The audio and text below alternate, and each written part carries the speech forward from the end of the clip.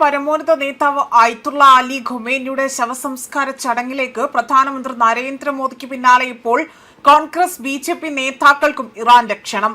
ശത്രു രാജ്യങ്ങളുടെ കണ്ണുകൾ പോലും ഇറാനിലേക്ക് ഉറ്റുനോക്കുമ്പോഴാണ് ചരിത്ര നിമിഷത്തിലേക്ക് പങ്കെടുക്കാൻ ലോകത്തിന്റെ വിവിധ കോണുകളിൽ നിന്ന് പോലും 90-ലധികം രാജ്യങ്ങളും പങ്കെടുക്കുന്നുവെന്ന വിവരങ്ങൾ ഇവിടെ വ്യക്തമാക്കുന്നത്. ഇതിനോടകം തന്നെ 30 രാജ്യങ്ങൾ സന്നദ്ധത അറിയിച്ചിരിക്കുകയാണ്. ഇത് വെറുമൊരു ശവസംസ്കാര ചടങ്ങല്ല, മറിച്ച് ആഗോള ശക്തികൾ ഉറ്റുനോക്കുന്ന ലോക രാഷ്ട്രീയത്വം ഇസ്ലാമിക രാജ്യങ്ങളെയും ഒരേപോലെ തന്നെ സ്വാധീനിക്കാൻ പോകുന്ന ഒരു വൻ തന്ത്രപരമായ ഒത്തുചേരൽ കൂടിയാണ്. രാഷ്ട്രീയം, പശ്ചിമേഷ്യയിലെ ശക്തി സമവാക്യങ്ങൾ, ഇസ്ലാമിക ലോകത്തിന്റെ ഭാവി എന്നിവയെ സ്വാധീനിക്കാൻ സാധ്യതയുള്ള ഒരു നിർണായക നയതന്ത്ര വേദിയായാണ് ഈ ചടങ്ങിനെ അന്താരാഷ്ട്ര സമൂഹം ഇവിടെ എടുത്തു സൂചിപ്പിക്കുന്നത്. ഇറാനിലേക്ക് ലോകത്തിന്റെ കണ്ണുകൾ വീണ്ടും പതിഞ്ഞിരിക്കുകയാണ്. സുഹൃത്ത് രാജ്യങ്ങൾ മാത്രമല്ല, എതിരാളികളായ രാജ്യങ്ങളും ഈ ചടങ്ങിനെയും അതിനോടനുബന്ധിച്ചുള്ള നയതന്ത്ര നീക്കങ്ങളെയും അവിടെ അതീവ സൂക്ഷ്മതയോടുകൂടി തന്നെയാണ് നിരീക്ഷിക്കുന്നത്. കാരണം ഒരു പ്രമുഖ നേതാവിന്റെ ശവസംസ്കാര ചടങ്ങ് എന്നതിലുപരി തന്നെ നിരവധി രാജ്യങ്ങളുടെ ഉന്നത പ്രതിനിധികൾ ഒരേ വേദിയിലെത്തുന്ന അപൂർവ അവസരമാണിത്. ലോകത്തിന്റെ വിവിധ ഭാഗങ്ങളിൽ നിന്നായി തന്നെ 90-ലധികം രാജ്യങ്ങളുടെ പ്രതിനിധികൾ പങ്കെടുക്കും എന്നതാണ് ഇവിടെ സൂചിപ്പിക്കുന്നത്. ഇതിനോടകം തന്നെ 30ഓളം രാജ്യങ്ങൾ ഔദ്യോഗികമായി തന്നെ പങ്കെടുക്കുമെന്നും അറിയിച്ചു കഴിഞ്ഞു. രാജ്യ തലവന്മാർ, വിദേശകാര്യ മന്ത്രിമാർ, ഉന്നത നയതന്ത്ര പ്രതിനിധികൾ, വിവിധ ഇസ്ലാമിക സംഘടനയുടെ നേതാക്കൾ എന്നിവരുടെ സാന്നിധ്യം ഈ ചടങ്ങിൽ കൂടുതൽ രാഷ്ട്രീയ പ്രാധാന്യം നൽകും. പശ്ചിമേഷ്യയിലെ തുടരുന്ന സംഘർഷങ്ങളും മേഖലയിൽ സ്വാധീനം വർദ്ധിപ്പിക്കാനുള്ള ആഗോള ശക്തികളുടെ മത്സരവും നിലനിൽക്കുന്ന സാഹചര്യത്തിൽ ഈ ഒത്തുചേരൽ വെറും ഒരു അനുശോചന സമ്മേളനമായി മാറില്ല.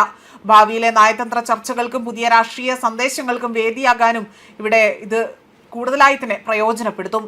അതിനാൽ തന്നെ ലോക മാധ്യമങ്ങളും രഹസ്യാന്വേഷണ ഏജൻസികളും വിവിധ രാജ്യങ്ങളുടെ നയതന്ത്ര വൃത്തങ്ങളും ഈ ചടങ്ങിനെ അതീവ ശ്രദ്ധയോടുകൂടി തന്നെയാണ് ഇവിടെ പിന്തുടരുന്നത്. ചടങ്ങിൽ പങ്കെടുക്കുന്ന രാജ്യങ്ങളുടെ എണ്ണം മാത്രമല്ല, ആരൊക്കെ പങ്കെടുക്കുന്നു, ആരൊക്കെ തമ്മിൽ കൂടിക്കാഴ്ച നടത്തുന്നു എന്നതെല്ലാം തന്നെ, എന്തെല്ലാം സന്ദേശങ്ങൾ അവിടെ നിന്നും പുറത്തു വരുന്നു എന്നതെല്ലാം വരും ദിവസങ്ങളിൽ ഇനി അറിയാൻ സാധിക്കും.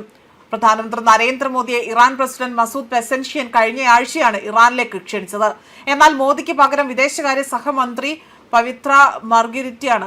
അതുപോലെ ബീഹാർ ഗവർണർ ലഫ്റ്റനന്റ് സായിദ് അത്ത എന്നിവർ ഈ ഒരു ചടങ്ങിൽ പങ്കെടുക്കും. യുഎസുമായുള്ള വെടിനിർത്തലിന് ശേഷം ഇറാൻ നയതന്ത്ര ബന്ധങ്ങൾ ശക്തമാക്കുന്ന സാഹചര്യത്തിലായിരുന്നു ഇന്ത്യയിൽ നിന്ന് ഇത്രയധികം നേതാക്കൾക്ക് ക്ഷണം ലഭിച്ചത്. ചൈന, റഷ്യ, പാകിസ്ഥാൻ, ഖത്തർ തുടങ്ങിയ രാജ്യങ്ങളിലെ നേതാക്കൾക്കും ശവസംസ്കാര ചടങ്ങിൽ പങ്കെടുക്കാൻ ക്ഷണമുണ്ട്. ഇറാനിലെ ഔദ്യോഗിക വസതിയിൽ അമേരിക്കയും ഇസ്രയേലും സംയുക്തമായി നടത്തിയ വ്യോമാക്രമണത്തിലാണ് ആയത്തുള്ള അലി ഖൊമേനി കൊല്ലപ്പെട്ടത്. 2026 മാർച്ച് 1 അദ്ദേഹം മരിച്ചതായി തന്നെ ഇറാന്റെ ഔദ്യോഗിക മാധ്യമങ്ങൾ സ്ഥിരീകരിച്ചു. ഇതിന് പിന്നാലെ തന്നെ അദ്ദേഹത്തിന്റെ മകൻ മുജ്തബ ഖൊമേനി ആവട്ടെ അവിടെ പിൻഗാമിയായി തന്നെ തിരഞ്ഞെടുക്കപ്പെടുകയും പതിറ്റാണ്ടുകളായി തന്നെ ഇറാന്റെ ആഭ്യന്തര വിദേശ നയങ്ങൾക്ക് രൂപം നൽകിയ ഖൊമേനി രാജ്യത്ത് ഏറ്റവും കൂടുതൽ കാലം സേവനമനുഷ്ഠിച്ച പരമോന്നത നേതാവും അവിടുത്തെ ഏറ്റവും ഉയർന്ന രാഷ്ട്രീയ മത അധികാര കേന്ദ്രവുമായി മാറുകയും ചെയ്തിരുന്നു. ജൂലൈ 9 ആയത്തുള്ള അലി ഖൊമേനിയുടെ സംസ്കാര ചടങ്ങുകൾ നടക്കുമെന്നതാണ് ഇപ്പോൾ ഇറാന്റെ സ്റ്റേറ്റ് മീഡിയ അറിയിച്ചിരിക്കുന്നത്. ന്യൂസ് ഡെസ്ക് കർമ്മ ന്യൂസ്.